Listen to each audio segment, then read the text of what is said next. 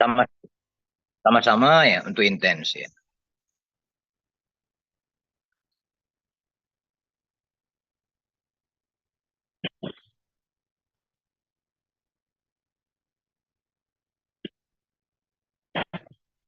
Iya,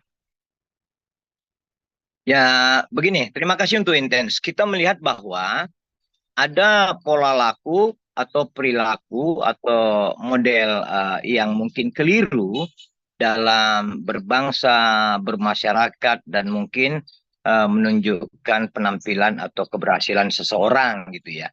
Kami melihat bahwa banyak orang-orang jahat yang berselubung seperti kebaikan, berselubung harta benda, berselubung seperti hal-hal yang mulia, ternyata kan mereka adalah orang-orang yang memang patut untuk kita singkirkan dari kehidupan yang normal gitu.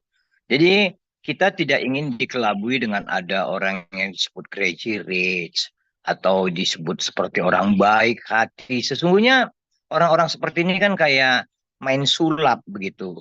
Baru berapa tahun kerja bisa disebut miliuner atau kaya raya. Padahal mekanisme seseorang untuk menjadi berhasil, mempunyai tabungan yang banyak, dengan konsisten, dengan cara-cara yang baik dan atau menggunakan uang putih, itu tidak bisa main sulap seperti membalikan telapak tangan gitu ya.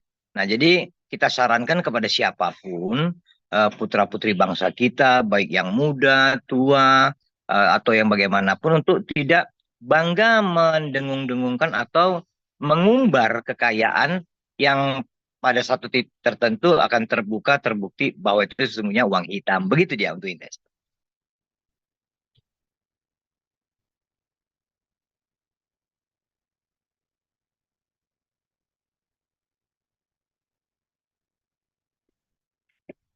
Malah kita lihat kawan-kawan di Kejaksaan Agung sesungguhnya mungkin tepo seliro ya menggunakan waktu, ritme yang tepat.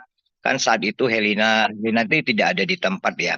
Tapi apa yang dilakukan oleh kawan-kawan di Kejaksaan Agung, pidana khusus mereka itu adalah cara yang sebenar-benarnya dan sebaik-baiknya. Pertama, mereka tidak asal main apa ya main tangkap, tidak asal main tuduh, tidak ada asal main geledah, tetapi ada mekanisme yang mereka lakukan kemudian mengarah ke Helena Lim ini. Nah, yang kita harapkan berikutnya adalah kalau seperti kami sebut di awal, sedari awal adalah Helena Lim ini kan orang sebenarnya bukan siapa-siapa ini kan. Ini bukan orang berpengaruh, bukan orang yang pinter, bukan orang yang mempunyai kemampuan yang luar biasa gitu kan. Tetapi pencitraan yang dibentuknya seakan-akan dia menjadi orang yang paling baik, paling segala-galanya. Orang-orang seperti ini sebenarnya orang munafik ya kan. Munafik ini nggak baik lah hidupnya gitu. Nggak usah kita merasa wah atau merasa tertegun dengan orang-orang seperti ini gitu. Nah, kita minta agar Kejaksaan Agung sesegera mungkin memeriksa dan menangkap orang-orang yang ada di atasnya Herlina ini. Karena Herlina ini dalam konteks tindak pidana korupsi di pertambangan di IUP PT Timah Persero itu dia itu level keset kaki, orang-orang yang tidak berguna, orang-orang yang hanya menjadi pelengkap penderita, dia adalah kanal untuk eksekutor bagi orang-orang yang di atasnya seperti mantan dirut, mantan direktur keuangan, mantan direktur operasi di sana, dan nggak mungkin nggak terlibat. Cenderung BOD PT Timah pada masa pemeriksaan ini terlibat. Begitu deh.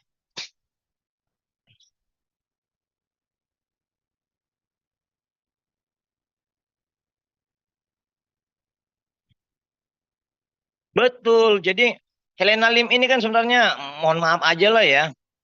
Kalau kita nggak ngitung dia ini hanya kanal atau mesin cuci uang, itu pun kecil gitu.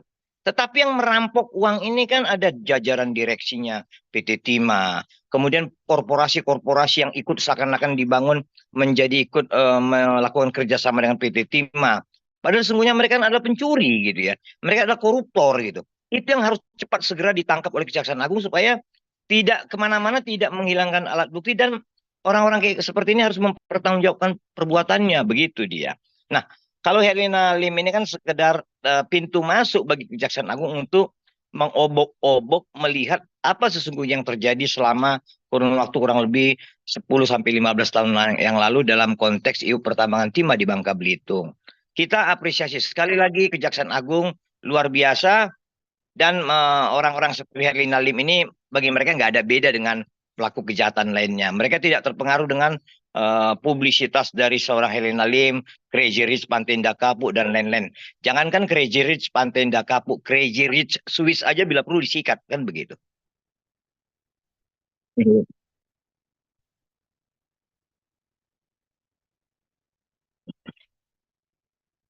Jadi begini dia, logika sederhananya, waktu digeledah kemarin hampir kisaran di 35 miliar ditemukan di satu rumah Helena Lim. Itu uang cash. Kejahatan ini sudah terjadi kurang lebih 10 tahun. Ya, berarti luar biasa uang kurun waktu 10 tahun disimpan dan atau dicuci yang menjadi bagian atau yang harus perlu diselamatkan oleh Herlina Lim. Nah, ini harus diperiksa oleh Kejaksaan Agung. Siapa yang pernah menikmatinya, ikut menjalankannya.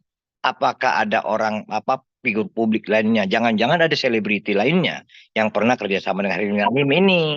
Jangan-jangan ada figur-figur yang dibesarkan oleh dia juga untuk menjadi tokoh tenar yang tadinya bukan siapa-siapa. Ya artinya banyak mungkin orang-orang yang menjadi berhasil pansos dari pundak dan atau kekuatan pundi-pundi uang korupsinya Herlina Lim ini kan bisa jadi. Ini diperiksa. Jangan jangan orang-orang ini menjadi seperti selamat menjadi orang baik. Padahal sungguhnya dia orang jahat, bukan begitu dia.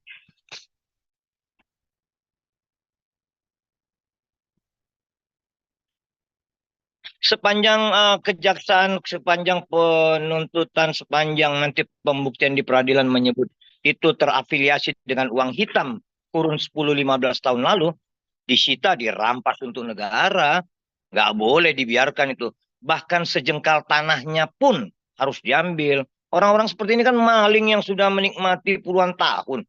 Ini nggak ada, jangan dikasih layak, jangan dimaafkan lagi itu. Keterlaluan sudah maling, bersikap seakan-akan orang baik, orang terpuji, orang suci kan begitu.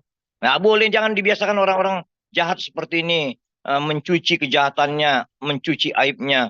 Kita seperti terpengaruh dan menjadi seperti terpecah belah dalam konsep pemahaman tentang crazy rich, bukan? Jangan mau kita.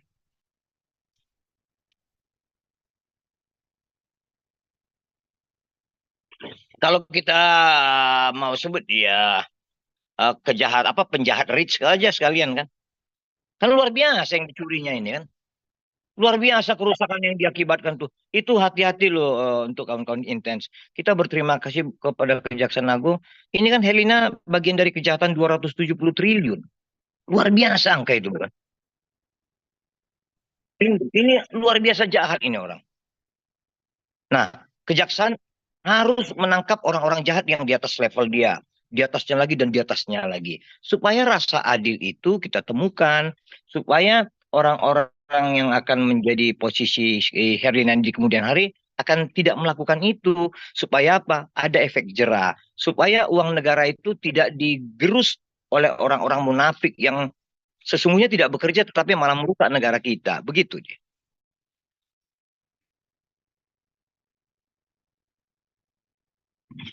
Memang memang banyak faktor nanti tapi kurunnya umumnya tuntutan itu 10 ke 20 tahun harapan kita dari Kejaksaan Agung lah ya. Tapi kalaupun bisa memang ada contohnya dibuat hukuman mati senang juga kita. Iya kan? Biar ada efek jerahnya biar bangsa ini bisa maju ke depan. Jangan bangsa ini teriak-teriak pemimpinnya Indonesia Emas 2045 tapi perilaku koruptornya makin lebih jaya daripada itu, mencuri terus kan gitu. Iya, iya, iya.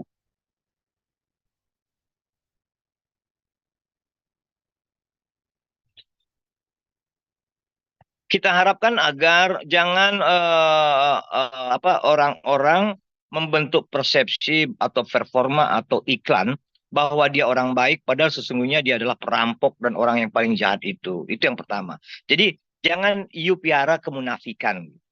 Kemudian untuk orang-orang yang mau tenar dan atau menjadi figur publik, nggak usah cara-cara seperti inilah. Masih banyak cara yang baik kok. Masih banyak dengan cara dapat rezeki 10.000, bersedekah mungkin 4.000, 5.000. Lalu dapat umpamanya kontrak. iklan dan atau kontrak film atau kontrak komedian atau apapun mungkin 10 juta bisa berbagi 5 juta. Nggak harus ikut dalam korupsi tambang timah, ikut dalam korupsi BTS, ikut dalam korupsi eh, ekspor impor emas, ikut dalam korupsi migas. Kan nggak harus ikut korupsi. Baru bisa berbagi, bukan? Jadi, kalaupun Anda mau korupsi, mbok ya korupsi aja lah gitu. Gak usah cuci-cuci tangan seakan-akan Anda orang baik gitu. Mungkin ini yang bisa kita sampaikan khususnya utamanya ke figur-figur publik, putra-putri bangsa kita yang kita yakini dengan keahliannya masing-masing, profesionalismenya mampu untuk mendapat rezeki. Begitu dia.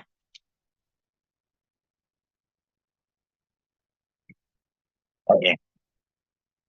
Terima kasih. Sama-sama, Terima kasih. Terima kasih.